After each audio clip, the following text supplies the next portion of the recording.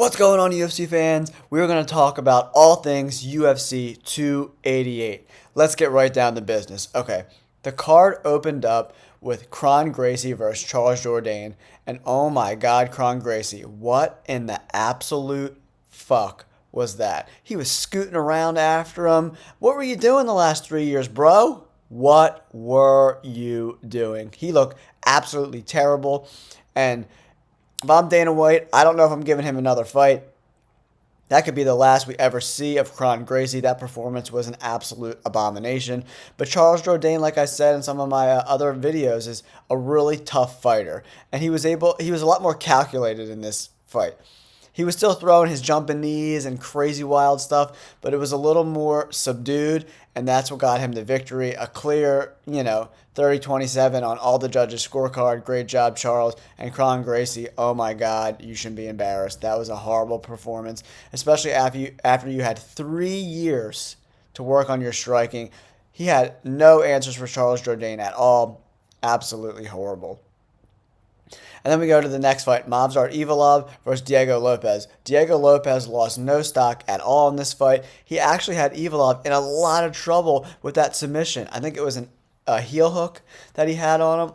It was close. If Evloev wasn't an absolute dog, some guys would have tapped from that. Diego Lopes looked good. He surprised me with his skill set, and he put up a really good fight.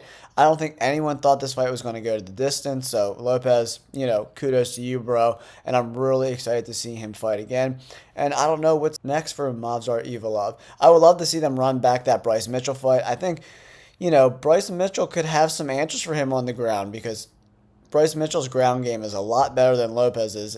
That is for sure. So I would love to see them run that fight back. What do you guys think in the comments below? Let me know your thoughts on that fight. And then we go to the third fight of the evening, Jessica Andrade versus Yan Xiaonan. I mean, Jessica Andrade fought completely reckless. She was running after her. A horrible game plan because Yan has extremely good counter striking. So what are you doing running after her? And she got caught. She was running reckless, running after her, chasing her around, and bang, bloop. Yan just blasted her. I think it was a right hand that got her and finished the fight. Great job for her. I mean, she's maybe in title contention now or one fight away from getting a title shot at strawweight. She looks really good. I mean, she's got a ton of power. For her to put Jessica Andrade down like that, who is really tough, it was extremely impressive, but Jessica Andrade fought terribly. It was a horrible game plan. I don't know what the hell she was thinking, running after her like that. I mean, she was just reckless, just throwing wide looping shots. Terrible performance.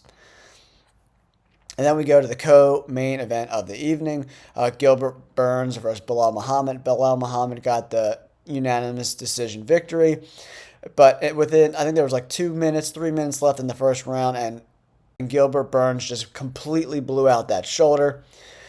And he was pretty much a one-arm fighter the rest of the fight. Belal Muhammad not being able to put away a guy who can't shoot takedowns or throw jabs. And Burns was still hitting him with that right hand. And it's the only punch he could throw. So I wasn't that impressed with Belal Muhammad's performance, but nonetheless, he was still able to control the fight. His striking looked better. Those body kicks were great by Belal Muhammad. That is a great weapon moving forward. If he can continue to mix in that, those strikings with his good right hand and those body kicks, he could find some success. But I don't know if that striking performance he put on today is going to be enough to put away a guy like Leon Edwards or Colby Covington for that matter. Let me know what you guys thought about that fight in the comments below. I thought Gilbert Burns was going to win. It's hard when a guy gets hurt in the first couple minutes of a fight, and he's just so tough. But this goes to show you that to fight 3 times in 5 months is just stupid because small injuries turn into big injuries when you're not able to recover. And I think that's exactly what happened. They both gambled. Belal Muhammad coming off of Ramadan, not being able to train until the sun goes down on a short camp. I mean, they both rolled the dice, and Belal Muhammad came up the winner in this one. And kudos to him. He's going to get a big fight, whether it's a Colby Covington fight or a title shot after that. He's going to get a big fight, top 3 opponent, maybe even a Kamaru Usman fight if they're not ready to give him a title shot after that performance, that Kamaru Usman Bilal Muhammad fight could be really interesting and fun for fans for sure. And then we go to the main event of the evening. If there was ever a case for a draw in a fight, it was this fight. They both had a lot of success.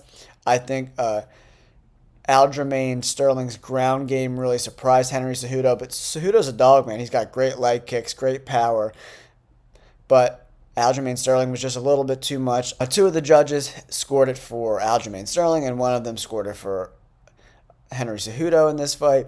I had Aljo winning as well. I thought it was a really good fight. I wouldn't even mind running that fight back, but it looks like, Sean O'Malley made the most of that, coming into the ring, getting a little skirmish with Aljo, and then he took off that jacket, and fucking Merab puts the jacket on.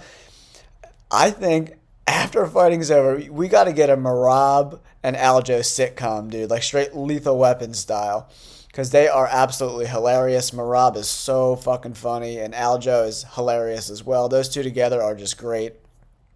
It's great TV when Merab and Aljo and Ally Quince are all together, especially when you throw in Ray Longo and Matt Serra in there. It is great TV. There should be a camera crew following around that camp all the time. It would be amazing TV. But it was a great UFC 288. There are some things we learn about these fighters and some things, that surprised us. But if there's one thing I take away from UFC 288, the UFC did no favors to Gilbert Burns, making him fight 3 times in 5 months. If there's any fighters out there watching this, do not fight that often, because those little injuries do turn into big injuries, and then you can squander an opportunity to get to the next level. All right, thank you guys so much for tuning in to this video, and we'll catch you guys on the next fight.